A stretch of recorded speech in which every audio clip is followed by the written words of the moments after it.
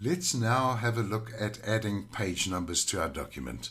Again, it would make a lot of sense to add these page numbers into the parent pages. Why would we want to do this? Because we use parent pages very often so that we have consistency in our design. Should you decide to number each page manually, that's not going to serve you well should you add or subtract pages. But should you add page numbering into the parent pages, when you add or subtract pages from your document, the page numbers will auto-correct themselves. So, parent pages, very helpful. Keeping content consistent, and second use of parent pages, very importantly, page numbering. Let's have a look at page numbering and the page numbering options that we have. In order to number on the parent pages, I go back and I double click on a parent. I can see that I'm in the parent pages. I'm going to navigate to the type tool. I'm going to click and drag out a text frame. And I'm going to right click.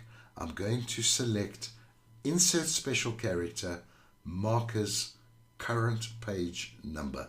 Yes, it is going to say A because it is referring to and linked to a parent. So there's nothing to get stressed about. I'm going to select the black selection tool. I'm going to center this on the page where I'd like it to be. And I'm going to take the type tool again. And I'm going to click and drag out another text frame. I'm going to right click. I'm going to select Insert Special Character, Markers, Current Page Number. At this point, you can certainly go and select the character and change the font and the font size. We're going to leave it as it is for now. I am going to look to line it up with the green smart guides. You can see they're in line. Now, if I go to page 1, I double click on page 1 in the document pages. There is page 1. I double click on page 2. I double click on page 3. There it is.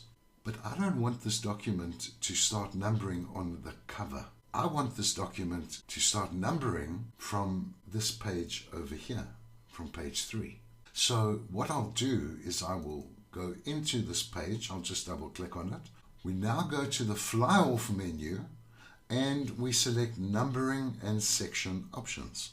What we have created now is automatic page numbering.